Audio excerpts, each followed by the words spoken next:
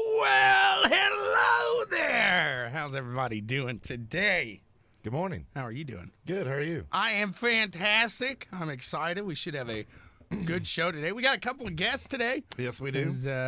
Got some NSRL finishing up this week. That was the I don't know if you caught a lot of that because that was during the day. Yeah, I try to catch whenever I could. Some of the cleanest, finest racing in those Cup cars upon iRacing. It's got to be. It was cleaner than when NASCAR went out there and did their deal. I mean, we're talking. Did they do road courses too, though, or just the ovals? Oh, they did Watkins. Oh, did they? Oh yeah, they brought on Watkins Glen. They did short track. I mean, they these guys kept it clean. So we're going to talk to the league owner there today, Kyle Westwood, and then Mike Jamison. King Java is what I like to call him. Somebody came in and was like, Mike, you know a lot about Java, don't you? Was he the champ? Yeah. Okay. Yeah. He goes, you know a lot about Java, don't you? Like the program on the computer. He's like, no, what makes you think I know a lot about Java? So I nicknamed him King Java ever since that. Fair enough. So, man, but like I said, these guys really just really fast throughout the entire season. So it was a really blast to both watch and broadcast that league there. So, excuse me. Good morning, Timmy, Roy, Jarrett. Timmy's on there. Yep. That was a good run out there yesterday. We'll get to that. The true double header yesterday. But why don't we hop right into some F1 news? Hey, and before we do that, can I give a shout out real quick to our buddies in Old Revel Mines? Absolutely, They played the Vogue Thursday night. It looked a little empty, but things are getting back to normal here. It's not because of them that it was empty. It's because of everything going on. There was probably, and I could be on the low side. I'm gonna say probably 150 people there. Maybe a lot of room to headbang. Oh yeah, you could get that hair going. I know Mr. Brewer, he likes to get that hair going. It was fun though. I wake up. I've done that before. I woke up the next morning. I was like, oh my God, I can't move my neck. I can't move my neck. That's a great workout for racing. Go to a concert and do some headbanging there. You talk about the G-forces on your neck, man. Imagine the guys that do it day in, day out. Oh, I know, exactly. I'm good. If we're walking around with no neck Nick. No neck Nick. He's walking around there, no neck Nick. Wow. He's headbanging all day. His neck's so strong, he's like a bulldog. I couldn't do it. Oh, man. I've been up for a while. Good morning, Caleb. Good morning. Yes, Timmy, it's a good feeling that we do have IndyCar races to discuss. Absolutely. All right, so F1. Just finished up here. I mean, just finished up a little bit ago, and so they crossed the line. Bottas, Hamilton, Leclerc. Right. The podium is Bottas, Leclerc, Lando Norris. And go ahead. Well, even before that, the start of the race, Hamilton gets a two spot penalty. Was it two? I think it was three. Was it three? Yeah, because he was starting in second there, and he backs it up to fifth. Yeah, so he got a 3-spot penalty for was it passing under yellow? Yeah, because Bottas is in the grass and quality. He already has the pole, right? And he goes off on the track, and he's in the grass there, and Hamilton goes by him. And it's like, oh, man, come on. You guys just smacked yourself in the face right there. Because Hamilton had a great car today. I mean, he brought it from fifth up to second. Oh, and you knew he was going to. And something else, too, that I don't know, because obviously you got here. You were traveling through some of it. But they never talked about the DOS. They did. It was legal. It's legal. Yes, because Red Bull protested it And they before said- the yeah, race, yep. and F1, the powers that be, come back and said no, it's legal. Exactly. So, and I'm sure that was just an attempt at Red Bull to get in Mercedes' mind a little bit, Right. because like we've talked and discussed before, F1's kind of like chess. Oh, There's a 100%, lot yeah. of mind games played. So my question is though, like, were those guys using that today? Is that something that was being engaged? Because you have that that camera, but I didn't see any liftoff attempts here today. Yeah, they never really focused on that today. Nope, Not and- from what I saw before I left the house. You think that they would be like on, like I would have had a DOS cam. in Yes, that yes. Mercedes. I would have had a cam that every time they pulled on it, triggered that camera, went right to it. Exactly. See, they're using it. That person is on it. Yeah, but so kind of interesting to see that we don't know if that's actually in their cars right now. I mean, from what I could have missed something, but I didn't hear it mentioned one time. So. And maybe it's not. Maybe that's just another Mercedes playing mind games with the rest exactly, of the field. that was another chess move Yep, right there. yep. Right. So kind of. But and let's go and talk a little and discuss a little bit about qualifying as well. And we've discussed this before, talking about Racing Point is basically the Mercedes B team now. And And man, they showed it in qualifying. Yes, they they showed did. it in qualifying. And then, in the race, Stroll goes out and has some issues and had to pull out. But I'm trying to think of his teammate now. Perez. Yeah. Strong run. Even Absolutely. though Leclerc got by him at the end. Leclerc got by him at the end. Then I think both of the McLarens Yes. ended up getting around in there at the end. But those guys were on newer tires, and today played a kind of a strategy game with tires, as you saw, and being able to finish the race.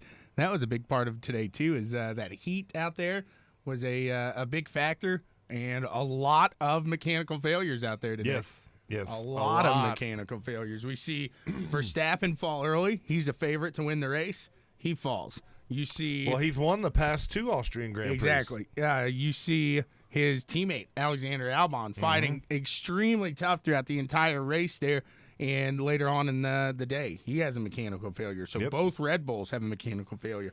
Ricardo starts his day or starts his year on a downslope again with Renault. And he has that mechanical failure. And he was running pretty good. I mean, he had a good qualifying attempt. Yeah, I mean, as good as he can for that Renault. He there. made it through to Q3. Right. So showing a little more comfort in that seat there.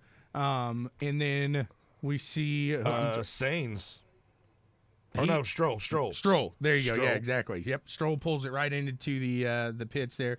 And then Magnussen, it wasn't a drivetrain failure, but if you notice when he went off the track there, and the commentators were saying, if you watch when he spun, it looked like the back brakes were working only, so he had no front brake. yeah. So he had a brake failure, and that could be due to heat. I mean, using those brakes and the heat and the temperature of the fluid, you get the fluid hot, it will boil. But even though the brake fluid they're running boils at a very high temperature, but still, if the car's not handling good and you're on the brakes a lot and the heat outside, he might have boiled those brakes, or he might have cooked the front brakes. You don't know, or it may just have been a failure. Period. But a lot of attrition today. Absolutely. And that was something, too, that we saw is when Hamilton got within striking distance of Bottas, they actually told him to hold off for a moment because his car was getting hot. And they didn't want him to get behind that hot air that Bottas was pushing off there onto it and just get it even hotter there. So it was, like I said, a lot of strategy playing into it. But we go back to that podium, and Hamilton ends up getting into it with Albon again. I think we're seeing like a Rivalry. a start of one here as we end the season last year. Albon's gonna, if it happens again, Albon's gonna go over there and throw some punches because I don't know if he'd throw a punch. No, but I mean, he's gonna definitely. We're gonna have some words. Oh yeah. Because this is the second time in 3 races that it's been, maybe 2. It might be the second in 2. It's been a while since we last saw F1 there last year. and I think it was actually the last race of last year that Albon got that. It was because Sainz got his podium off of that. You're right. So we see Hamilton get another 5-second penalty today and fall off of the podium there, giving McLaren yet another podium. And like I said, Lando Norris there. So Lando, he's tough. What a start to the year. And guess who's second in manufacturers? McLaren. Exactly. Not Red Bull didn't score a single point today after their two mechanical failures. Mercedes obviously going to top the chart there. Ferrari lucks out and gets a podium because their performance. Let's talk about that because their car. Let me bring this up. Let me bring this up real quick because I've seen this and I had to snap it to make sure I could remember it. The car not strong. Leclerc, however, puts it on the podium. Very strong performance today by Charles Leclerc. Okay, here we go. So the Austrian GP 2019 versus 2020. Yeah, exactly. I know what you're going. Going by teams. You know, these teams were quicker than 2019. Racing Point, almost a full second quicker than they were last year. Williams, close to a full second quicker. Renault, a half second. McLaren, a half second. AlphaTauri, Mercedes, and Mercedes, you know, they had a pretty substantial jump over last year, and you're already thinking, you know, how do they go faster? They were already fast last year. They found some of that straightaway speed. Yep. Now, teams that were slower than 2019, Red Bull, but they were only off by a tick. Haas was way off. Ferrari was off by almost a full second over last year. And Alfa Romeo was over a full second plus slower than they were last year. And you look at Alfa Romeo and Ferrari, and if I'm correct, they're running the same power unit there. Yep. So Ferrari, I go back to that, and I sent it out yesterday, and I was to a few people. It was Niki Lauda back in the movie Rush, where he drives the Ferrari for the first time, and he's like, what do you think? And he's like, this thing's a shitbox. Yeah. He's like, what do you mean you can't say that? Why not? Because this is a Ferrari. And he's like, okay, well, it understeers and it's terrible. And that's exactly what Leclerc and Vettel are thinking right now. And I don't know if it's so much the chassis as they're down on power. It's power. I think it is. I mean, they're down on power. Their power plant, you know, for years you've been used to Ferrari being able to run up front and have, you know, tremendous straightaway speed. That's what Ferraris were, known for a lot, and they always cornered good. Now they're not cornering good. They don't have the straightaway speed, you know, they had in the past. Ferrari needs to do some homework, and they really need to step their game up. But I don't think they're going to. I think they're going to finish this year out. They're waiting on the new rules to come in for 2021. And I really think Ferrari's got something in the back burner cooking for 2021. They didn't mention poor Vettel one time, and he is such a, and that is such a Formula One move right there. It's you are yesterday's hero, you are today's zero. I mean, it's unfortunate, but man, this poor guy didn't get a single mention. Raikkonen, man, here's what I think is funny I love Kimi. About F1. Poor guy wrecks, like he hits the brake, the back tire blows off. Or no, his was the front tire. It comes off of it as he's cornering. And he comes to a stop, and he has to walk all the way back to the garage. They show him on camera for the next 3 or 4 minutes hiking back to the garage. It's like, somebody get this guy a golf cart and let's go. Scooter or something. Exactly. But, you know, the thing about it is, that's just more time for Kimi to boil up by the time he gets back to the garage. I'm sure somebody got an earful. But, yeah, Hayden, Lando, we just talked about that. Lando's a stud. Timmy's giving us some notes there on the IndyCar race. Perfect. So I'm trying to think, is there anything else for F1? They go back next week to the same place. Yep. So these guys at least are used to it. I think Albon has a lot to come out and show, a lot to come out and prove. And I think Charles Leclerc knows if he can qualify a little better, he can win the race. Possibly. Man, he can drive. I'm not saying he can't. I'm not taking nothing away from his driving skills. It's just the car. No, I'm with you, but that just shows you, I mean, that with that car, he got a second place today. Third, we'll say a third. but I mean, And then again, some of these guys, I hate to say it like this because they are professionals, but, in Leclerc's case, maybe it just took him a while in the race to get, comfortable in the seat again because you figure they haven't raced, they haven't tested, they haven't nothing. Oh, well, Leclerc took the car down the street in Italy for Ferrari's right, factory. yeah, but that's not about it. Nearly what you need. But, so... maybe it just took him a little while to adapt and get comfortable, but I still definitely think the Ferrari's down on power, and it doesn't handle good either. So they need to do something to give these guys a legitimate shot. But yeah, that's pretty much all I love got that for Hayden's F1. out there watching F1. I know, right? That is awesome. I didn't think you watched anything really, but a little dirt, maybe a little cup here and there, but Right. definitely didn't think Hayden would tune on some F1. Right on, Mr. Cardwell. There. Good luck Dude, tomorrow F1's good stuff. in your. Oh, absolutely, in your Pro Series there. So we it's just let's see if our guests are. Not just yet, so we'll Jump in IndyCar. yeah, we'll move on into because both of these guys. I know Mike. He is a big fan of all. He likes all three of them. But Kyle, he is huge on NASCAR, so he can definitely chat some NASCAR with us. But yeah, we'll hop into IndyCar and that action yesterday, At the Indy Grand Prix. which wasn't the most exciting thing until that yellow flag popped out. And that yellow flag kind of screwed Graham Rahal. It did. That's what I was gonna say. It did. We see. He was out there. He was pushing, and he had what? Oh, he had a rocket. That's what was the lead he had at that point? It was like 3 or 4 second lead, wasn't it? I was wanting to say 5. Okay. I mean, he was out there, and that yellow flag came out and bunched him back up. And who was that there that brought that one out? Oh my goodness, I'm drawing a blank here. Who brought that yellow out? I don't remember.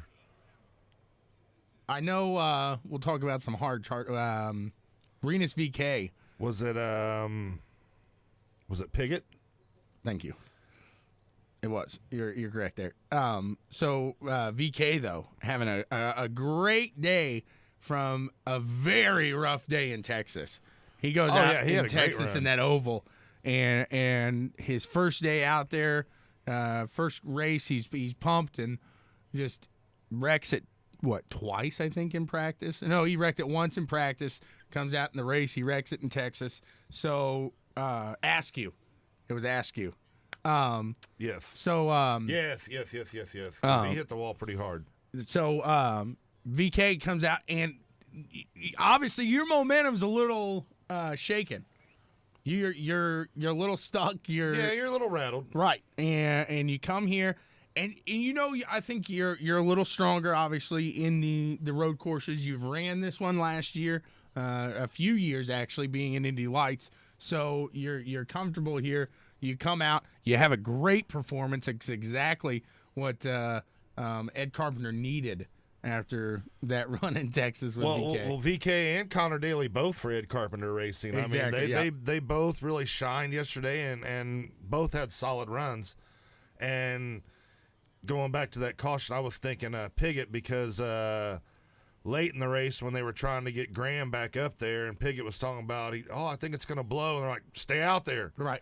So they were wanting, him to bring out the caution so it bunched the field. That's what I was thinking about. So, which Piggott was one of the few that didn't end up on the final lap. Rossi was one of those guys that didn't end up on the final. And, darn it. I can't think off the top of my head, but of course, obviously Askew wasn't. Right. But Askew was one of those guys, too, that I really thought was going to have a solid run. He was having a solid run up until that point, and if you watched the replay of that, he was coming through that, and that's a pretty fast turn section they're coming through right there because they come off of what would be the short chute for 1 and 2, turn in, come back to a left-hander, and the way it is, and it's a sweeping turn, so the car kind of gets unsettled as you're trying to get back in the power, and you're coming back out on the oval, which would be the entrance to turn 1, IndyCar and NASCAR for Right. 500.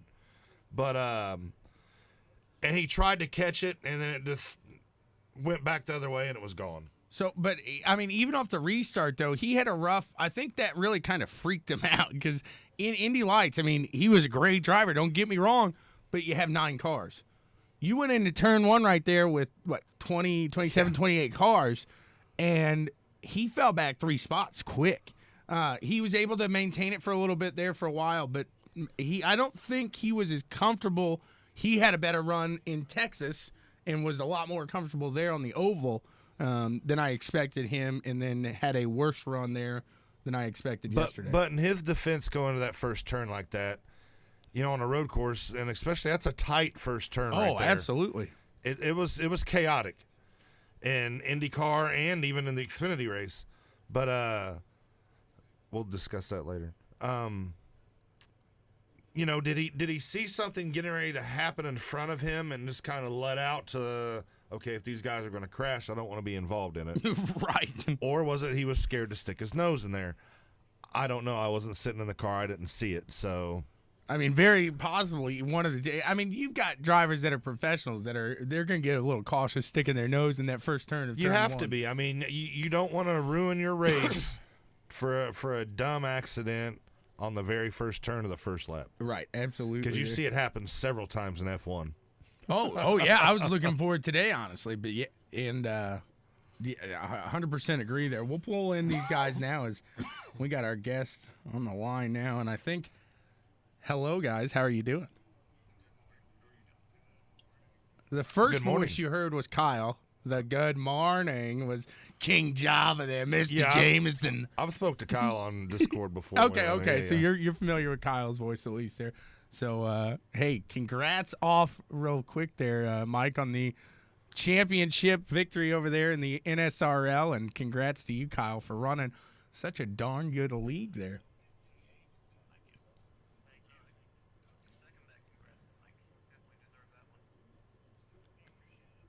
Let me get you guys turned up here. Sorry.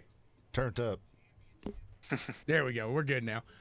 So we talk about we're talking. We'll get obviously to the NSRL, but Mike, I know Kyle, I think was napping during the IndyCar race, so I'm gonna have to get Kyle conditioned here.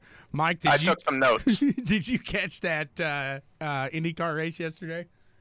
I didn't. I just finished watching the Formula One race, though. Okay, so you at least caught the F1 race this morning there. So that was a solid one. I'd have to say the F1 race was better than the IndyCar race this weekend, and it's not usually that way for me. Well, it's a nice mix-up. It was definitely nice to see not the 1, 2, 3, 4 Mercedes, Ferrari for once. Red Bull. Right. Yeah. You see some other guys up there, so I don't know if that's a tell for how the rest of the season's gonna go, or just a lot of mechanical problems I noticed today. So I don't know. It'll be an interesting season. We'll hop back into that IndyCar real quick over at the road course because, Kyle, you said you had some notes. Let's talk about a guy that you guys are probably very familiar with. These guys aren't just iRacers. Let me start off with that. These guys are race fans. As Kyle is one of the biggest NASCAR junkies that I think I've ever talked to on here. And obviously you hear Mike. He's very technical. He knows what he's talking about when it comes to racing. He just watched that F1 race. So these guys, they know what they're talking about. So we'll talk racing all day with these guys here as long as they want to stay on here. But let's talk one name here in the IndyCar series that I'm sure you guys are very familiar with. The winner there yesterday, Scott Dixon. Iceman. The GOAT, Oh, yeah. I'm starting to think. And I'm wondering right now, like, obviously, guys, he wants to win a title. But as a racer, you guys, what do you think? What's your opinion on this? Because he is closing in on so many of these records in IndyCar. Yep. So you're looking to top the names of Mario Andretti, Al Unser Jr., Al Unser Sr., Rick Mears, some big names in IndyCar. What's bigger on your mind at this point? Is it the records now, or is it going for that title, going for that champion? Well, first I want to ask, I don't know too much. I know the name Dixon. I know he's been around for a while. He's been in IndyCar. He's done some of the IMSA stuff over the years. Mm-hmm. Does he have an IndyCar championship, though? Oh, yes. Oh, yeah. Oh, yes. Yep, he's got many. So he's like got I many. said, I'm gonna have to condition Kyle to what's he got? And- 3, 4? I want to say 3. And the crazy thing about Dixon right now is, he's getting ready to turn 40. Right. And like we were talking before the show, he looks faster now than when he was young. Yeah. I mean, he's driving the car. It's fluid. Now, one of the questions I had, so compared to like the NASCAR side of things with IndyCar, it always seems like, at least the races that I watch, and I only watch a few a year, but it's always the same guys. It always seems like it's the big guys like Dixon, Ray Hall, all the names that have been around for a while, Will Power. They always seem like they're the ones grabbing the wins, at least in the crown jewels that I'm watching. Is it like that every other week? Well, and like we always like to say, it's the big three. You got Penske, Ganassi, and Andretti. And it's usually one of their drivers that are winning the races. But it's no different than F1 or NASCAR. I mean, NASCAR, you have your big three. You got Hendrick, Gibbs, and who would you Haas. Stuart yeah, Haas. Stuart Haas would probably have to be the third one. But so, and yes, I understand you see some different guys winning in NASCAR, but not really. I mean, it's usually still, Harvick, Busch, Logano, Truex, one of them guys. So I would say it's kind of like NASCAR, where you have your big names that are winning a lot of them, but at any given Sunday, like we saw, Ray Hall, that's more of like his dad. You hear the name so much from when he was back in the day, and now Ray Hall it's Graham in the car now, and he's not bad. Don't get me wrong when I said, but yesterday was a great performance of his. That's one of the performances that we haven't seen since he was 3-4 years ago. Back when he was a younger pup. Back when he won the Detroit Belle Isles, Yeah, 2 of them, yeah. straight back to back there. So you do have your bigger teams here, and to that extent there as well. Penske has 3 guys in his crew. Andretti has 5, and Ganassi has 3. So that's a big part of the field right there as well. Right. It's almost half, yeah. Right. So you Finished have to. second yesterday, correct? He's coming that again. Yes, he finished second. Ray Hall yesterday. finished second. I know he led some of the laps early. Right. Yeah, he got screwed by a yellow flag. Yeah. So And then yesterday I saw rounding out the top 5 were 2 names that I've never heard of. Who's that? Colton Herta and Herta? Rinus VeeKay. So Herta. Rinus VK. Yep. Herta was back in the day. His dad used to drive as well. Brian. Yep. And he was. Did he ever win it? He did, didn't he? In In the 80s, the 500. No, I don't think he won. He never took the 500. 500. Okay. I don't think he never won a championship either. His dad was a good racer, but he just never got the breaks to be with the good teams. I got He you. was always, on one of these smaller teams, but he would drive the hell out of the car. But Colton, last year he won a race. He was the youngest kid to ever win a race in IndyCar at 19 years old. Yep. So he won 2 races last year. Circuit of the Americas was the first race he Yep. won. But he runs for Andretti. So, and the kid's good. Then Rinus VK, he's doing is he doing the full schedule for Carpenter or just the road he's courses? full, and Connor Daly is the road course driver. So yeah, he is a full-time driver for Ed Carpenter Racing, which I wouldn't consider Carpenter a big team, but I wouldn't consider him a small team either. I mean, you got your stepdaddy Tony George behind you, so he's got unlimited funds. He's got some money now, Yeah. especially. Yeah. But yeah, that team is. I mean, they're always there, but that's one of those smaller teams there that as well they could be in it at any point though. So Now, does VK have any wins in that series? no, he is. This is his rookie year. So Okay. his first run was Texas, and that's what I was talking about right before. Is the in Texas he went out in practice, he wrecked it. Went out in the race, he wrecked it. So it was really unfortunate, and that's not a way to really start your rookie. And Ed wasn't career. too happy with No, him Ed after was Texas. was audibly. He's like, I told him to bring it home in one piece. He didn't. So we're gonna have to talk.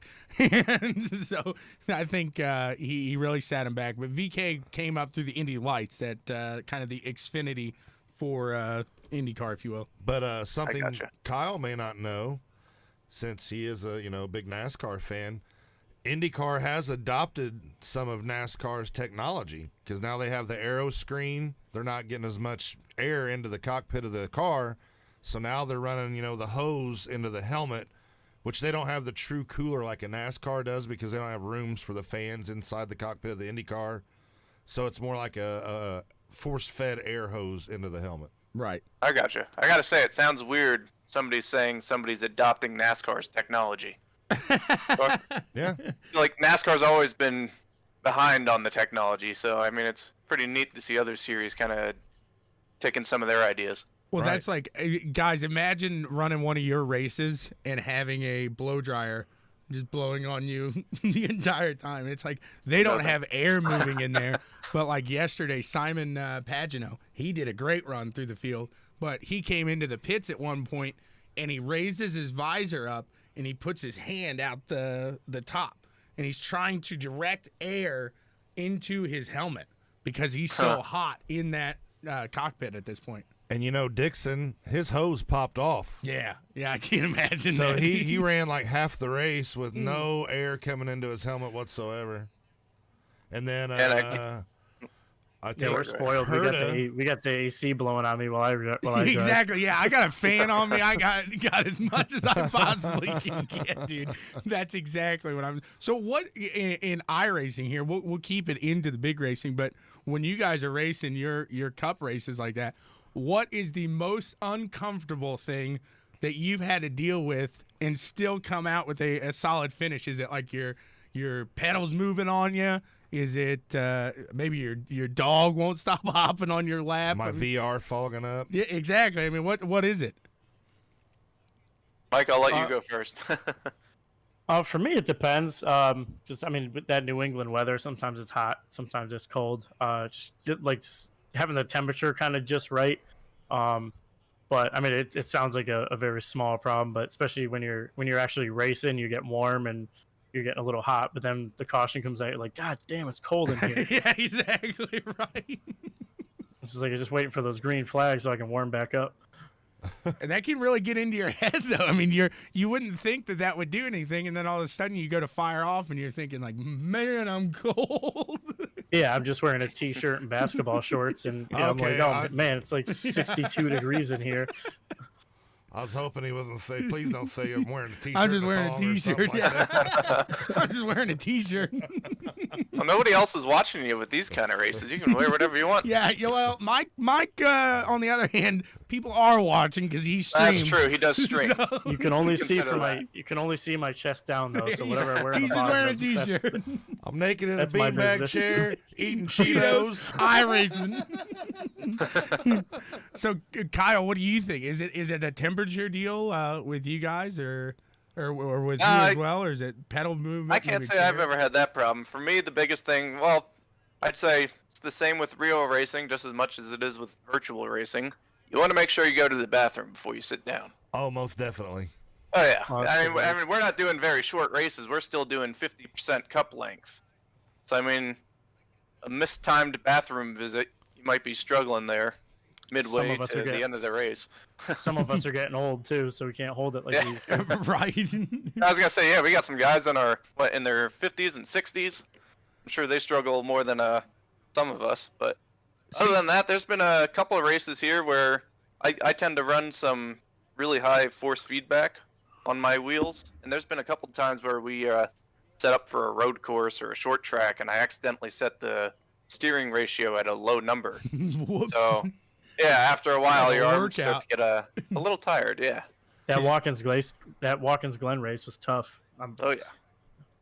Okay, so you're mentioning your wheel and the force feedback and stuff. So since you're on here, and we like to ask a lot of guys, that we talk to that iRace, break down your rigs for us. Like, what kind of wheel and pedals and stuff like that are you running?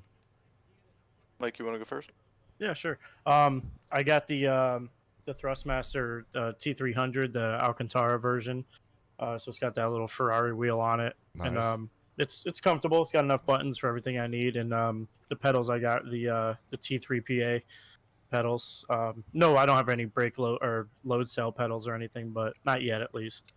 But for over racing, it works super well. What do you use? Just a computer chair there?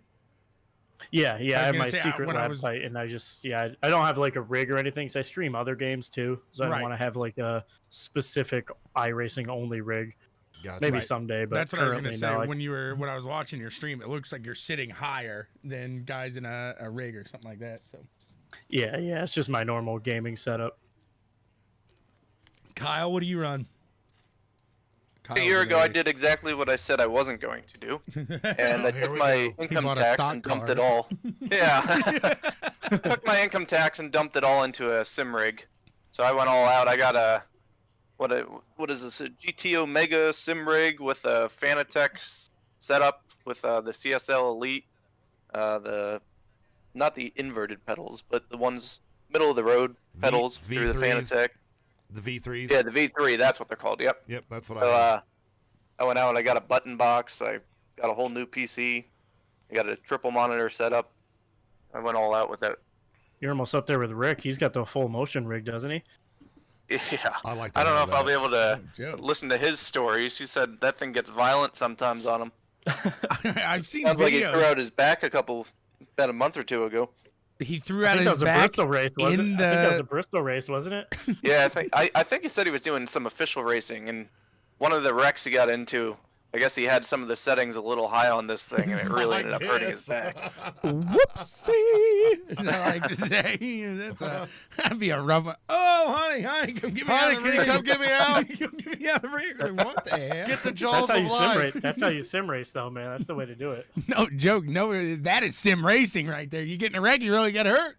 My You God, gotta wear a helmet. Rick's got it down there. He's got one of those VR helmets. That's what he needs. Like the I need helmet one that you of put those. on. They got the VR right there. That's good stuff. So Mike, do you use one screen or are you on trips? I have one screen actually. That's I impressive. have my second monitor, but that's just for all the stream stuff. Right, absolutely, yeah. Because I can't imagine running on two screens like that in SimRig. But that is impressive because you don't have. I mean, I'm sure you've got the buttons to map, look left, look right. But number one, Oh, yeah. that ain't easy. No. And number two, your field of view compared to what Kyle's running is a lot different right there. Yeah. Yeah, it definitely takes a bit more, I think, awareness because, like I said, unless I'm actually looking left or right, which that's not the greatest idea all the time when you're on track. No. But it definitely takes more awareness, looking in your mirror, kind of seeing who's got a run on you, who might be there. But it is a disadvantage as well too, because a lot of times I have a hole and I don't think I do, so I won't make the move to cut down into a lane or something like that, especially super speedways. And I noticed restarts are kind of a pain too. Not so much in this league because we restart on green, but like if I'm starting on the outside on the front row in an official race, you never know when they're gonna go. So it's like I Right. usually get a terrible jump. I could see. Yeah, that makes absolute sense here. So it's come that second race going into the championship race. Is that maybe why you booted Tanner? I had to bring it up. I was just waiting for my spot, and you gave it to me. That no, that one I saw him pretty clearly. Nope, I saw him, and I did it there. Just one of boom. the, but you know how it is. I needed that spot. no, and, he was the one in the way. pushing up there. Is whoopsie again. But that's the funny thing about the sim racing is unlike the real world, the people who are in the better equipment tend to be the ones who excel the most in the racing series. In sim racing, you could be sitting there with a single monitor computer chair, and Mike kicks all of our asses. Yep. Absolutely, yeah, it's very true there. It's been There's a proven lot of time and those. time again. Well, I think even Ray Alfala, whatever his name is, he literally just uses kind of the same setup as mine. I think he's on like a G29. Yeah, that's He's one of true. He's one of the fastest guys in iRacing. And when NASCAR was doing those pro invitationals, you saw Timmy Hill sitting there. What the Yeah. G27? Yeah. Yeah, with one of Yeah. the worst setups Old you've ever school. seen, and he's out That's there. right. I forgot about that. Going old school. And with then you it. got guys like me that has a whole Fanatec setup, and I suck. Yeah. Oh man. So let's go back to a little bit of the real world racing here as we make the switch from IndyCar In a NASCAR? into Xfinity there as it was an Yes. hour changeover. They had to move some curbs and different things like that, but they did it quick. They had some rain coming, so I'm sure Mr. Penske was saying, "Hey guys, Let's Yeah, keep oh on yeah, time oh here. yeah. Let's keep speed it on up. time. But what did you guys think about the Xfinity race? I'll ask you guys first. First of all, were you able to catch that Xfinity race yesterday, Kyle? I'm sure you were. Oh yeah, Oh yeah. Oh yeah. I watched it. I watched it almost twice. Almost twice. I told you he is a NASCAR fanatic right there. So what did you think of the race? I thought it was actually really good. So it started off a little slow, but I think that was just kind of everybody finding their footing. Right. Nobody was really used to the track with everybody on it at once. But I think once they all got a little more confident, the lap times got a little more consistent. You saw the aggression levels go up, especially at the end there. But overall, I thought it was a great race for their first time on that road course. Mike, were you able to catch that one? I saw some of it, especially the end there. That the last few laps were awesome. What? I love like the NASCAR style cars on road courses. Yep. Slide it in, baby. Just Oh let yeah, 'em go. years ago it wasn't as good because you had a lot of like the kind of like the outsiders. Like I know Your what was his ringers name? Ambrose. and was- Boris said. Moore said that was the one. Yeah, exactly. Yeah, they would used to run away with it, but over the years, a lot of these guys, like the guys you see every week, have become way better at these tracks, and Yep. there's usually 4 or 5 guys in it, at the end, and it's super exciting racing. Plus, you can beat the hell out of these cars too on a road course, You and really they keep can. going. Well, Yeah, here's there's nothing more fun to watch than one of these heavy stock cars trying to outbrake another one. Well, it worked. okay. Yeah. and Mike brought up a very valid point there. Because years ago, when you had Dale Earnhardt Sr., Darrell Waltrip, Rusty Wallace, guys like that, they didn't run no road courses. They come from short dirt tracks and stuff Right. like that. So they had no idea how to run on a road course. Now you got these kids coming in. They're just as good on a road course as they are on an oval. They started in karting. But you look at Chase Briscoe yesterday. He come from sprint cars and stuff like that. Right. And I love the story that the commentators were talking about. He had a friend of his that worked at IMS, that worked security, and would sneak him in.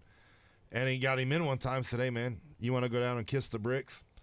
He goes, "No, I think I'll wait until I can actually come out here and race and do it." Right. I thought, that's pretty cool, and now you're getting your Smart chance. kid. Right. And he was a big Stewart fan growing up. I don't know if you guys heard that Yeah, yesterday yeah. on there. And I'm thinking to myself, he said he's going to climb the fence if he wins. I don't know if he's going to do it with no fans there. Well, boy, oh boy, he did it. Now I think that's awesome there. Just Hey, he didn't hesitate. Nah. not The second he climbed out of one. that car, he ran right for it. Exactly. He knew exactly what he was doing there. But let's talk about the end of that race. I mean, you had where you want to start at from? Let's start when Chase Briscoe overshoots that apex. Okay, and then Dinger gets by him. Oh man! I bet on races, and I got money on Briscoe, and he overshoots that apex, and I look over at Dad. I say that 4-letter word. I was like, I'm out. He's like, I'm done. I'm going to the bathroom. I'll see you in a minute. And I come back out, and he's back in it. And I was like, rewind it, yeah, rewind it. yeah, because you missed a lot. Because Yeah, I Dinger did. gets by him, and I thought at that point I'm like, okay, he's gonna check out and it's over. Because AJ, he came from the back. That was impressive. And he can drive a road course. And then who was it right there with him? It was Cindric and Gregson. Yep. So, all three of them, they Dinger kind of gaps a little bit and then they catch right back up to him. So all three of them are going at it. Well, and then here comes Briscoe back in the picture. And, you could say at one point maybe they were doing a little rough driving. I wouldn't call it that. I think they were just racing hard. I think you guys, and correct me if I'm wrong, but this is what you see at the end of road course Yeah. races. I mean, it's like that. Who was it, Kyle, with Kyle Busch and Brad Keselowski a thank few you. years Oh, ago. that was- I I love knew that. exactly. He They had was- some- That was one of the best finishes of all time. I swear. exactly. I mean, and Brad then, was a part of a few of those. He had one with Kyle Busch the one year. Then there was the one with Marcus Ambrose where they were beating and banging coming to the start-finish line. That and the truck race too with That was the John truck. Nemechek. Hunter Nemechek yep, there that was fantastic. in the grass at the finish line. That was awesome. Yeah, But absolutely. yeah, you're right. That's just road course racing, So- especially at the end of those things. I think it's phenomenal, and I'm going to ask you this question because we were talking about this before. Do you guys think NASCAR runs the road course there next year in the Cup cars. In the Cup Series, I do not. Only because I still think that Brickyard 400, I don't think that's going to go anywhere. I think that's still one of the most prestigious races that they go to throughout a season. I think if they were going to do it, they'd add it on. But I don't think they go from the oval to the road course. They should. Will they? I don't know, but they definitely should. I agree with Mike because to me, and I've been to the Brickyard several times, it's not an enjoyable race. It's kind of hard to as sit far there. as going to the race, it is not enjoyable whatsoever. It's follow the leader for 400 miles or 400 laps, whatever the hell it is. And Miles, 400 laps, miserable. yeah, not 400 laps. What am I talking about? I, Anyways, I absolutely agree, but I think with the new car coming, they're going to keep it or try to keep it on the oval. Maybe next year, maybe you're onto something. Maybe next year, since they're going to be running the same car, they try the road course. I'm with the you Cup though, cars. Kyle. I don't think they take them off though. I think what we do see is a kind of. I think NASCAR may adopt these dual weekends. So I think we're going to see the Brickyard Right. run Sunday, and we'll see the Xfinity, or not the Xfinity, but the Cup cars then run the road course instead of doing like a duel at Pocono like they did this year. Do something like that in Indy next year here. I like my idea better. I say they go out and they run 30 laps on the road course, come in, switch cars, then go out and run on the oval. Oh, that'd be great. Overall winner. Be an interesting one for sure.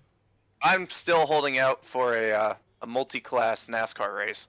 I would absolutely, and Indy would actually be a good place for that. I'd love to see the trucks, Xfinity, and Cup on track at the same time. Kind Kind of like IMSA. Exactly. Even just once a season. Be a I'd pretty love to neat see it. idea. But they'd be so embarrassed if one of those Xfinity cars ended up beating them somehow. Oh yeah. Oh, it would happen with this current package. I guarantee. That's what it. I'm saying. I think it could. Yeah, I There's still say there's this. not a huge difference. Yeah, this package that NASCAR's running now, I still say it's just a band-aid. They're just using it as a band-aid to hold them over till the 2022 car now. So, Mike, we hear Kyle talking about the package. Do you know a lot about the models of the cars and stuff like that, like Kyle does on the back end? Probably not as technically, but I've been watching NASCAR for years, so I mean, you definitely see how the current package, just even the past few years, has really affected the racing. Not always in a great way. It's very track dependent, which is kind of a problem.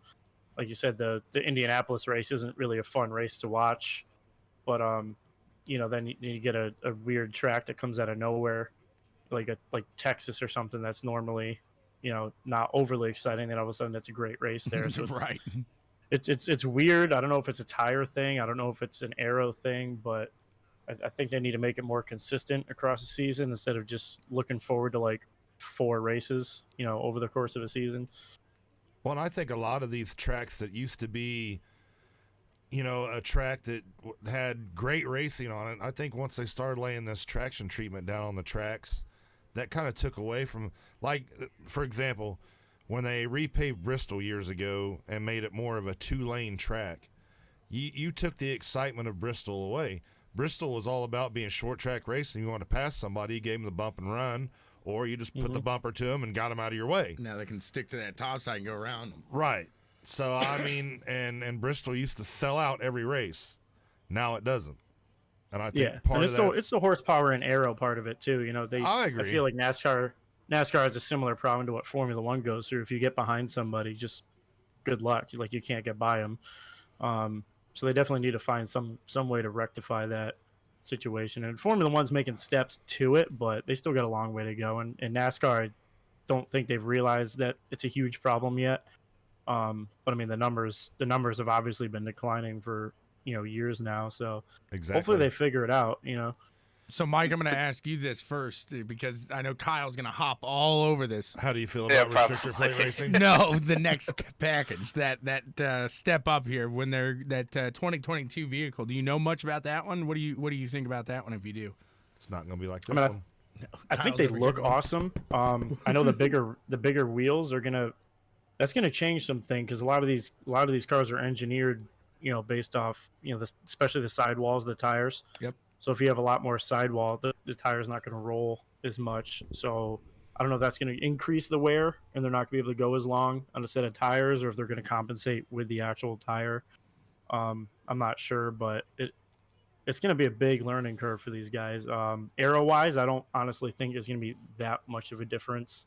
Because once if they give the horsepower back to these guys, you'll be able to pass again. But I said most of these tracks, and you even see it in iRacing, they're all momentum tracks now. You know, you lift a little going into the corner, Yeah. and then you let it roll, and you're full throttle and out. And I can't even think of many tracks where we don't do that now. Absolutely. Did you hear that thumper sound? It's Kyle's foot hitting the ground. He's like, "Oh, it's my turn. It's my turn. I want to go. I want to go. I want to go." Kyle, I'm being patient. What do you think about that 2022 car there? So I'm actually really looking forward to it because I think they're taking some aspects from the Gen 4 car and applying it. It's almost like a mix. They're taking the current package with the Gen 6, and then they're taking some of the Gen 4 aspects. I like that they're bringing some airflow back underneath the car. Like with the front splitter. I don't know if you guys saw the pictures. They have, looks like the sides of the splitters are still sealed to the track. But in the center, below the front grille, they have a giant opening there to allow airflow underneath the car again. Mm-hmm.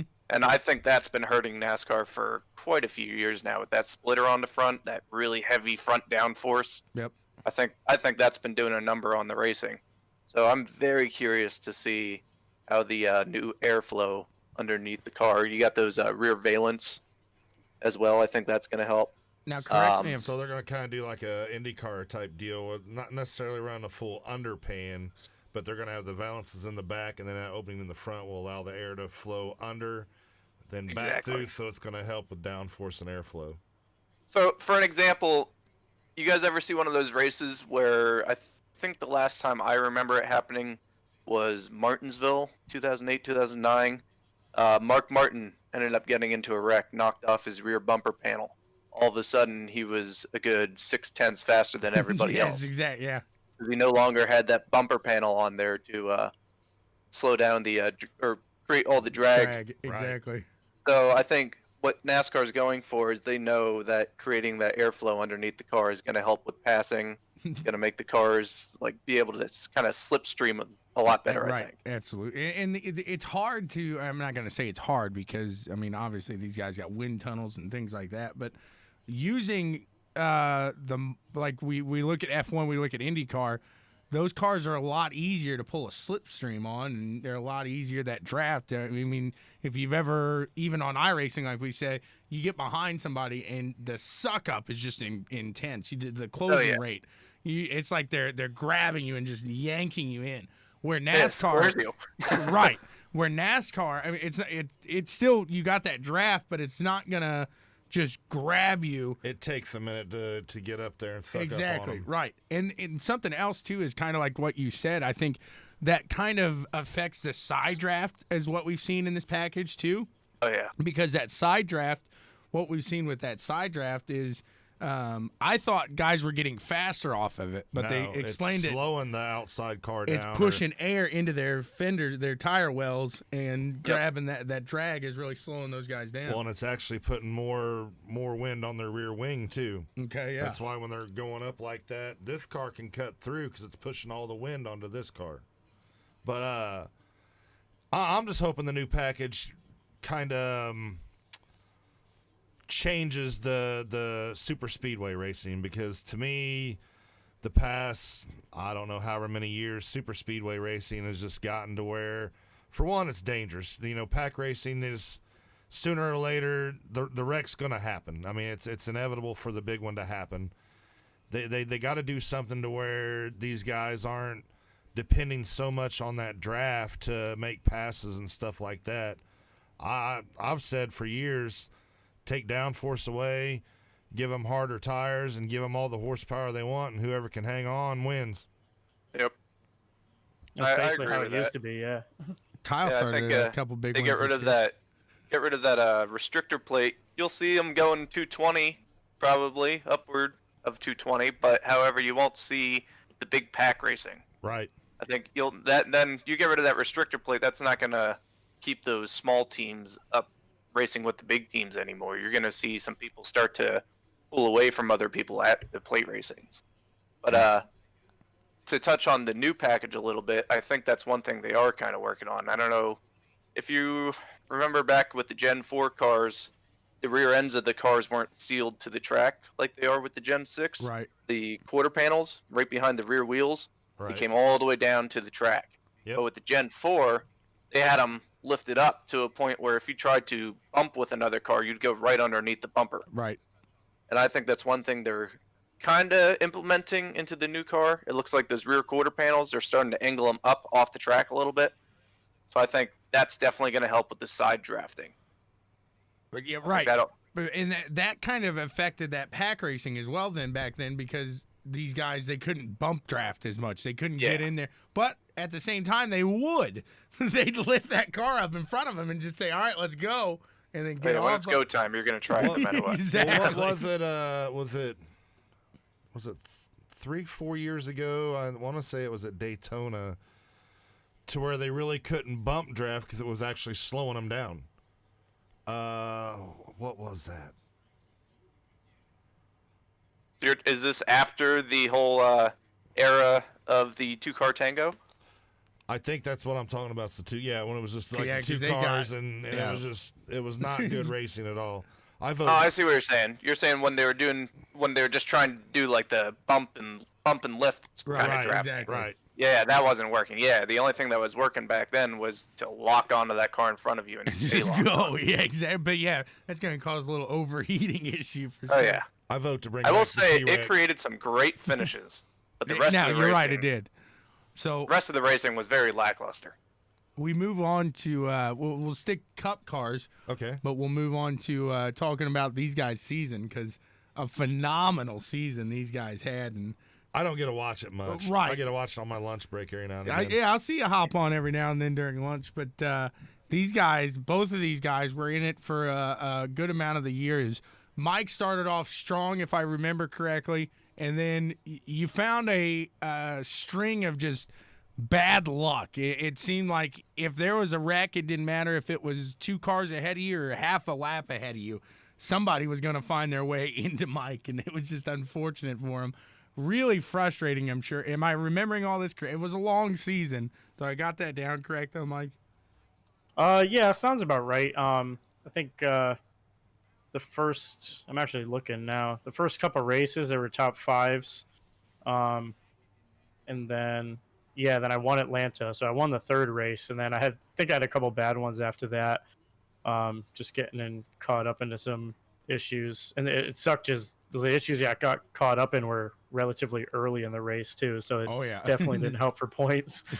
No, he's off on the sideline because, correct me if I'm wrong, but you guys don't do fast repairs. You guys don't. I mean, once you're in a wreck, you got to go in there. You got to repair it. It's going to take 7-8 minutes, and your race is pretty much.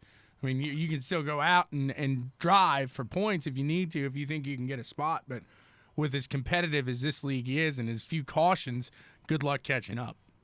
I think that's how it should be, though, because, with no fast repairs, I think it's promoting cleaner racing. A lot of guys will go out there, okay, I got 2 fast repairs, so if I, get Wing it tore up, into no turn big 1 deal. here. Yeah, exactly. Where if you don't have any and your race is pretty much done, if you get in a wreck, you're going to be a little more cautious. Yeah, that was kind of the whole reason why I wanted that from the very beginning. I don't think we've done a single race in NSRL where we had fast repairs. Even back with our first race at Daytona. Really wanted to, but at the same time that was kind of the whole idea behind it. It's just hopefully I don't put these things on, they'll try to keep their fenders a little more clean. So then, Mike, you get into the playoffs, obviously, because they kind of do it like the current style of NASCAR. Kyle, Okay. being the fanatic that he is, it's probably dead on to the exact point standing. Oh, yeah, I'm anal about it. Well, we're not going to hold that against you. Exact. No, not at all. Yeah, you run a fantastic league. So, you guys get into the playoffs. Kyle's in the playoffs as well. Kyle did make the Final Four. I shouldn't just put it all on Mike being the fantastic race. No, go for it. He won the championship.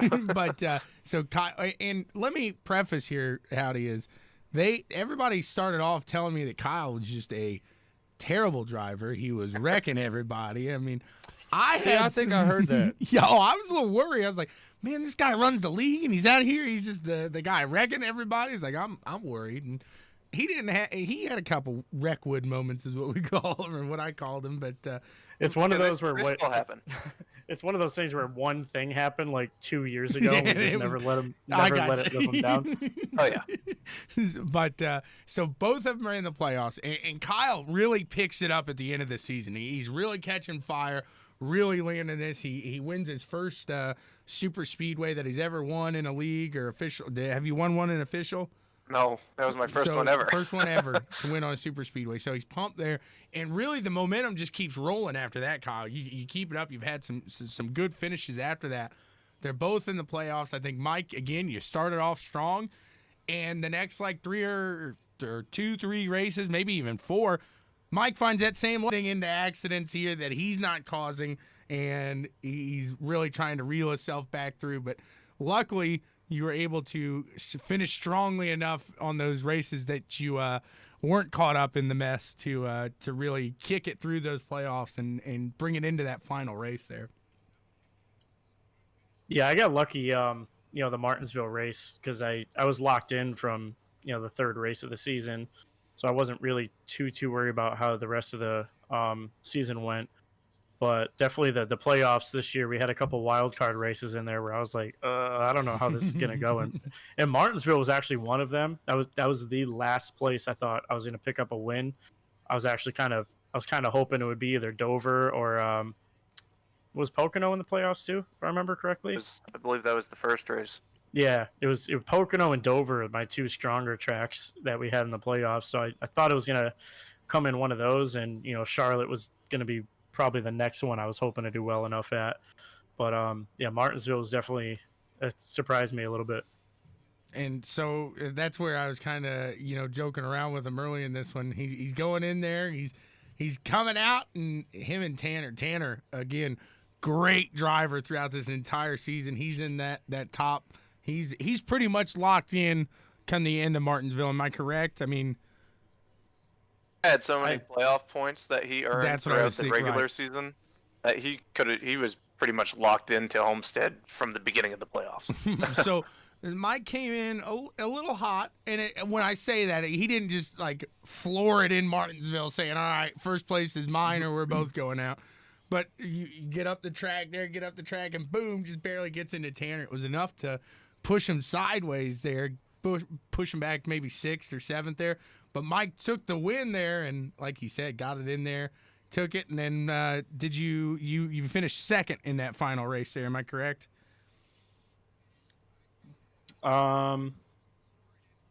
Yeah, Charlotte finished 2nd. Yep. So, and Mike, you did a fantastic job. Like I said at the beginning of the race there, it was really between you and Tanner, I thought, going into Charlotte like that, a type of race, that track, everything like that. Tanner and Mike really held a strong race anytime they went to those style of tracks. And come to the end of the race, it's Mike and Tanner right up in front going at it there. So it came down to who saved more tires, I think, and you were the one. Yeah, Kyle actually really surprised me that race because once I made it, I didn't qualify too well. But once I made it through the pack a little bit, I'm like, oh no. It's like, now I got to worry about beating Tanner and Kyle. I was hoping it would just be like one of them or maybe some Josh. But I was like, oh, that's going to be two tough people to beat. But luckily, Kyle's big brain and that pit strategy there worked out in my favor there. Big brain on bread. Yeah, part of me wishes he did pit with us. I know me and Tanner kind of screwed him. We just ducked into the pits behind him. And I remember he was in the Discord. He's like, "Oh, you bastards!" But no, it definitely would have been. I feel like it would have been a much different race if it was me, Kyle, and Tanner up there. We probably would have all wrecked each other, honestly. But Probably. that's how it goes. And then Josh would have came along back there and said, "Thank you." Yeah, exactly. Yep. He would have come back from like 7th and just smoked all of us. But Mike, Tommy Boy tells me if I ever have any problems with Java, you're the guy to talk to. Yep, that's how. Yep. King Java right here. Like I don't even know how that got brought up one day, and I don't know who in all works on Java anymore on their computer. But that was one of the funniest moments, I think, of this season. Just your reaction to this, like, why do you think I know about Java? Yeah. Oh, that's what that means? Oh, yeah, absolutely. I thought we were calling him King Java all these times because he's sponsored by coffee on his car. Well, it works in both ways, but yeah, apparently you missed that. Yeah, I missed that one. So another one I got Kyle on this season was I like to play around on the broadcast, and I'll have different voices and stuff like that. So Kyle wins and said, "Well, hello there, Kyle Westwood. This is Cecil in the booth." And he's like, "Is this Sean?" I was like, "No, this is Cecil." And he's like, "Oh, okay, sorry." So, You fooled me that one. That one, and then I was so like, you really threw me off there. I didn't know what to say. That interview was just thrown away at that point. But then about halfway through it, I'm like, no, this is Sean. This is definitely Sean. But I didn't want to say anything just in case it actually wasn't. Maybe it was like a distant relative that sounded just like you or something. That's good. Dave Well, Hunt's I'm not in gonna say here. anything. Dave Hunt says a late caution at the end of the Charlotte race would have changed the whole outcome. Oh Oh yeah. yeah. Listen to Oh, them both. definitely. Oh yeah. Oh yeah. Me and Tanner would have been so screwed. We would have had to take Kyle out as he was driving by us. There would have As been he no was other option. driving by us there. Oh man. No, that was my fault though. I should have never assumed that we were gonna get a caution there that late in one of our cup races. Those races have been so green and clean over the last couple of races. That was kind of dumb of me to assume that. Glean. It's the new Glean. word for green and clean. It's glean, Yeah, baby. we'll just combine Kind them. of like a pandemic. Exactly. That's all. So besides NSRL and Cup, do you guys do any other kind of racing on iRacing? Any dirt or anything like that? Oh, Mike does. He does official Uh, racings like crazy. Yeah, I do. Yeah, I do quite a bit of official racing. So I haven't really gotten into dirt too much. I do a little bit of road, but I'm just terrible at it. I can, if I'm by myself, I'm fine. But you throw other cars around me, I'm a weapon out there. It's crazy. We're gonna have to get him into a 305 sprint car race with us. Oh, I think they could do it. 305. I can do the 305s all right. Honestly, I did a test of the 410s the other day. Oh, Those they're a things are handful. Terrifying. Did you end up in the They're parking lot? terrifying. Because that's where I ended up. Oh yeah, I think I flipped it about 19 times going on the front stretch. At I'm in VR, so Knoxville, I have to think it close was. my eyes when I do that. It's like, all right, when this thing stops vibrating, I know I've come to a park. I'll open my eyes again. Well, I thought I'd Start be. flipping and you just throw up. Exactly. I thought I'd be a badass the other night and jump into a 410 hosted at Lernerville. Yeah. At Lernerville, of all places. That didn't end up good. You Not end up at down all. by the boat? Not at all. Oh yeah, I was down by the boat. Yeah. Several Now, are the times. 305s the ones that you can hold wide open? Yes. Yeah. For the most part, Okay. yeah. See, those I could probably do, not the other ones. So I've seen Kyle on a dirt street stock before. Or no, you weren't in that race, were you? You You talking about with the Mexico Pro Series? Enrique's? Yes. Yeah, I was in that one. Okay. It didn't go well. No, it didn't. Yeah, it's Kyle. I was involved in about every wreck there was. Much better on asphalt. Oh, dirt street stocks Yeah. are fun. They are. But so why don't you tell them, Kyle, because you guys do have not just the Wednesday league we're talking about today. You guys got some other things going on there. Tuesday, you got your it was national, but why don't you let them know what you got going on next season? Yeah, so for this past season, we started something where we have kind of like a feeder series. The whole idea was that it was just that we wanted to keep the Cup Series like the drivers that we know can handle those cars and are great racers, clean around all the other guys. So we had the idea to come up with this feeder series, just kind of like the Xfinity series. And we were doing the K&N cars this last season, just kind of as a I guess like an entry series for people to kind of get used to how we all race with each other and get used to the cars. And then after a race or two of clean racing, we'd move somebody up to the Cup Series. So next season, we're looking at doing the trucks instead of the ARCA cars. But yeah, I think we're going to maintain that same idea. Keep it on Tuesdays at noon. And then we'll keep the Cup races on Wednesday at noon. You guys must all work nights. Night shift race. And it's, I do actually. he's just Now I yeah, get like he was looking at me, but if he was looking at the camera, his face just lit up. It was, oh, I get it now. That's good stuff right there. But I think. Well, yeah, we have quite a few people who work night shift, and then we got, like I said earlier, we have quite a few guys who are now retired too. So you get a good mix of different guys and backgrounds in there. yeah, absolutely there. But also Thursdays, Mr. Rooster. Yeah, they come to snuff the rooster. Rooster Cockburn. He no Rooster Rod. That sounds terrible. He runs a dirt street sock for NSRL there on Thursdays. noon? Yeah, at noon. So it's all at noon. It's all at noon.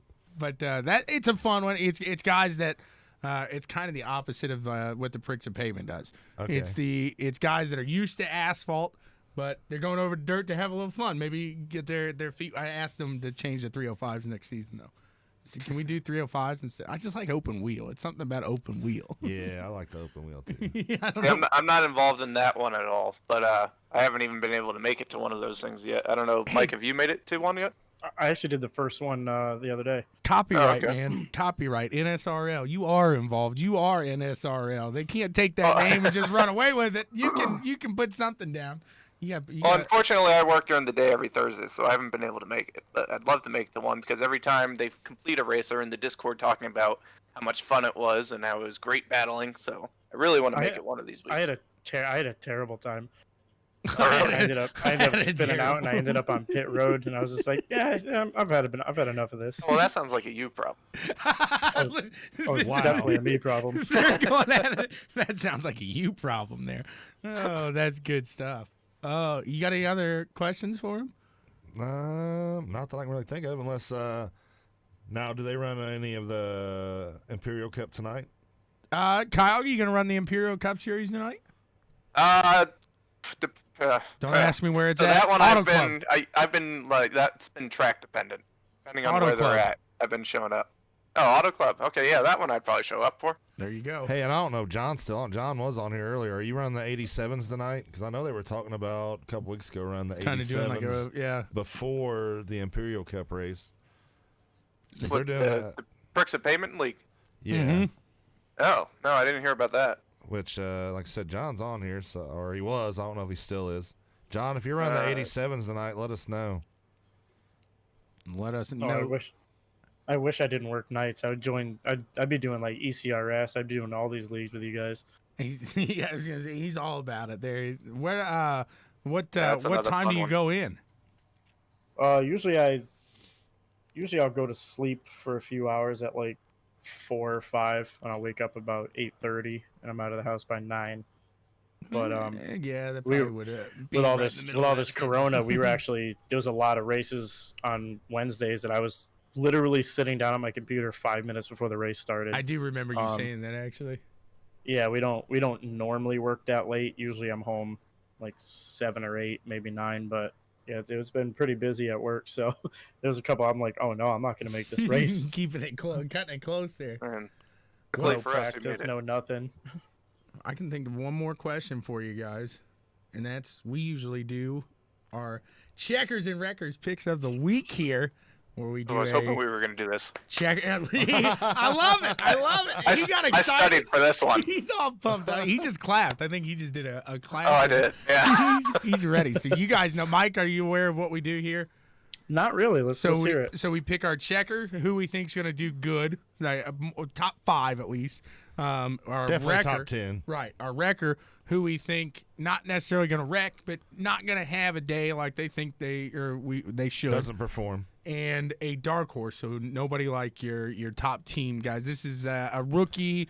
This It's is like a a Corey LaJoy or a DiBenedetto. DiBenedetto Right. or something like that. so you got to pick one for that here. I'll go ahead and get us started off for the day with my checker pick, so you guys you get an idea of what we're doing here, and I'll go with the Blue Deuce today, the number 2 of Brad Keselowski. Who you think, Howdy? I think I know where you're gonna go with. We were talking about it before. We'll see. I was going to, but that's not who I'm going to pick. I don't even know where he's starting. I'm gonna pick Kevin Harvick. Going with Harvick, and this is one of those technical tracks. He's won it before. He knows how to run Indianapolis. It's a very good possibility. We'll move on to you, Kyle. He's got his notes ready. I know. He's ready to go. Let's hear him. Now the only thing is, are we allowed to pick somebody that somebody already picked? Yeah, absolutely. Yeah. Okay, because I was actually also going to go with Harvick. I just think he's been on too much of a roll this season. He's one of those 3 cars that have been dominating the season.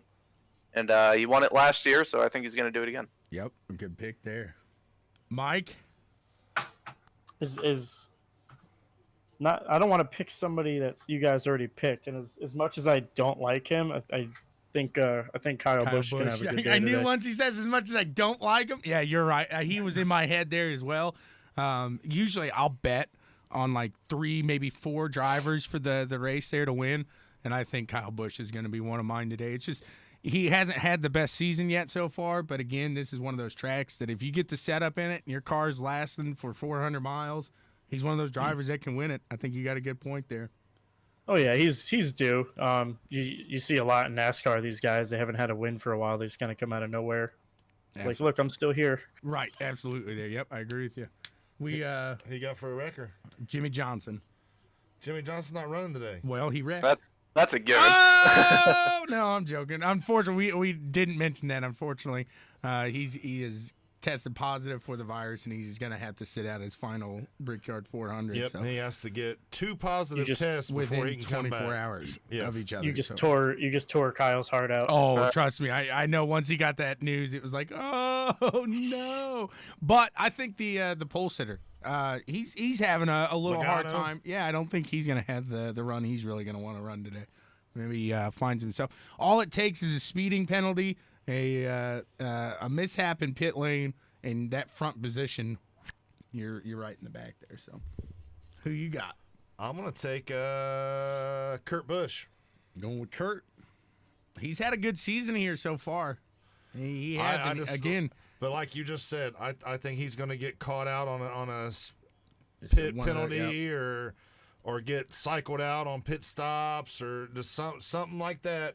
This race today is going to be all about strategy, and if you get off the wrong strategy, that can make your good day be a real bad day real quick. Yep, absolutely. Kyle, who you got for a wrecker? I was actually going to say Kyle Busch. Going with I Kyle think, Busch today. Yeah, I don't. The Gibbs cars haven't had very good races at the Indianapolis Oval over the past couple of years, and it seems like the last couple of years Kyle Busch has been involved in a wreck or had engine issues here, and I think it keeps up this season. All right. Now, I will remind you, I want to say Kyle Busch did sweep this 2 years ago, Xfinity and the Brickyard.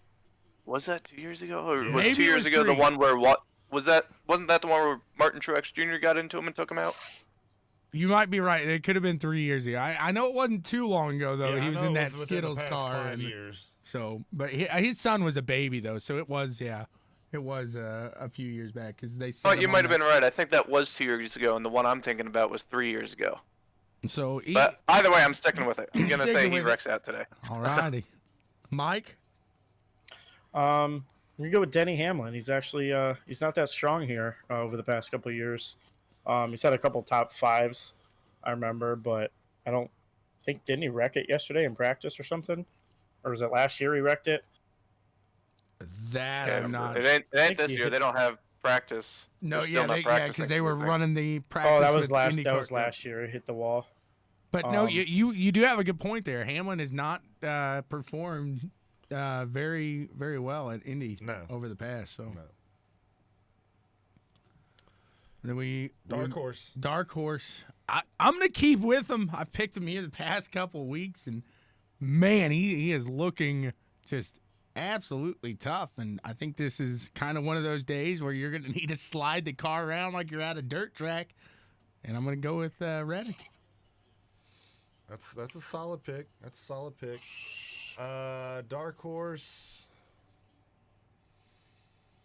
Man, I don't even know. I'm gonna take Cole Custer, Taking Colonel Custer in the Harvick's teammate. Brickyard with the brick there. Kyle, who you got here for a dark horse? I'm gonna go with William Byron. I think Going- he's had some. Last year, he had a very strong run here. I know he got into the 48 last year, took him out, and I said I was never gonna root for him again. But I think I am gonna have to go with him for this one. I think he's been a little off this season, but those Chevys have definitely been improved. Hendrick's got And, the power. Yeah, I think he's gonna be pretty strong today, if we're going off of the statistics from last year. Sure. Mike? I'm gonna go with Ryan Blaney. He's been tough. Now he's kind of a strong guy. I don't know, but we'll let that slide for a dark horse there. We let Kyle slide there with his. So, but it would be a tough win for Blaney here at Indy, I think. But he is showing some really strong aspects here. I think he's gonna have a solid career. I think he's kind of showing that he's gonna be one of these. He's kind of been the strongest car of the Penske team this year. Yeah, he's showing he's going to be one of these. He might be one of the next Kevin Harvick, the next driver. Like that. That's the Denny Hamlin of the series. So Oh hopefully. yeah, he's pretty young. He'll be around a while. Absolutely, I like that. But so that's the picks here, guys. Thank Dude. you. Brooks put his picks in. What's he got here? Says Checker, Denny Hamlin, Wrecker, Kevin Harvick, and Dark Horse Christopher Bell. So he pretty much just switched yours up there, but that's. I messed up the dark horse thing then. Well, I guess William Byron isn't considered a dark horse. I'll We'll let give you you have it. Byron more so. I'm not to bash Jameson here, but Blaney's got to win this year. Byron's like the weekend of Hendrick. He's not very strong. We don't know if he's really belonging in Hendrick. He's really disappointing me in that 24. I could keep going on and Yeah. on and on. I hear you. But we'll let you go with that. Do you have another one that you would pick?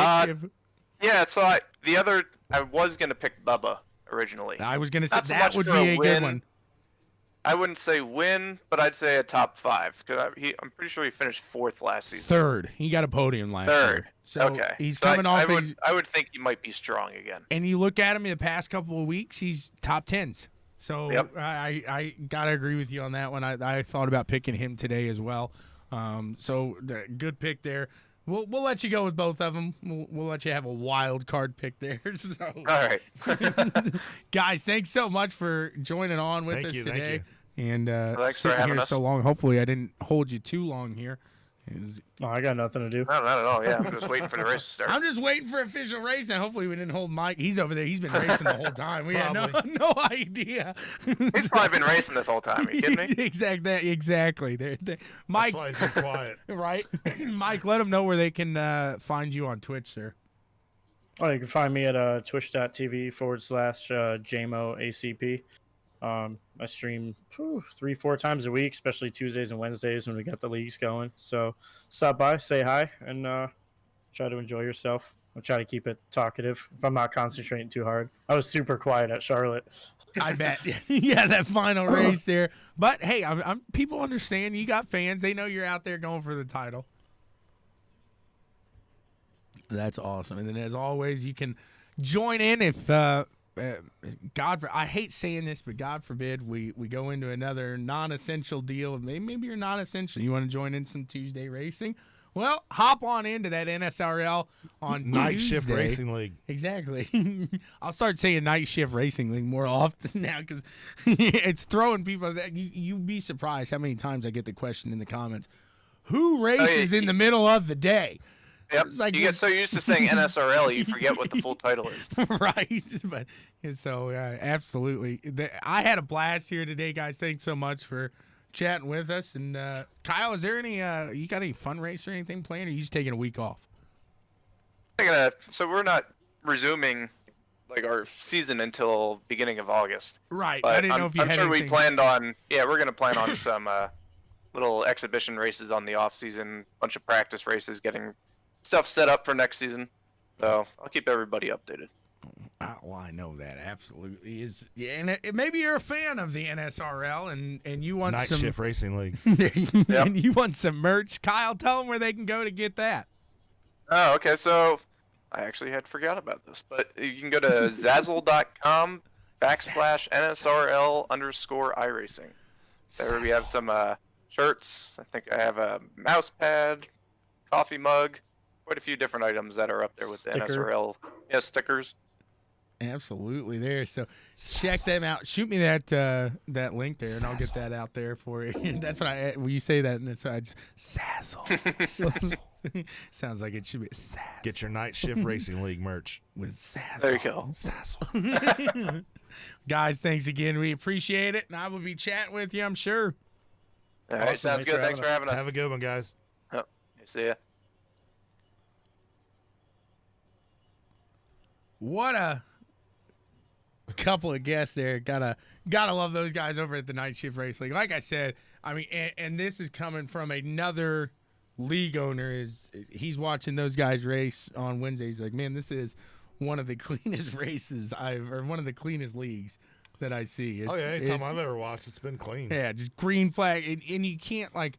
I've called some leagues before that are half lengthers, and it's like, oh my gosh, you know. I think I've been in a couple of those races. Man, oh, I've done worse than what you've been in. Trust me. And it's like you guys just like pacing. We ain't racing, we're pacing. That's not the case there over at the NSRL though. The NSRL. Night Shift Racing League on Zazzle. That's gonna be my new thing. Zazzle. He needs to make a Zazzle car. Kyle's a painter. He'll do like his own little schemes like that. I can see do it him all in making Danica colors. making a Zazzle. Like the GoDaddy colors and Sazzle. Oh man, goodness gracious. Oh, we got a little. I think it's like 4:00 when that race starts today. Yes, so we got I a little believe so. time. I'm gonna go. I can't believe I didn't say this either, but I did a little something this week. Yes, you did. Started Checkers and Wreckers racing here on the real world.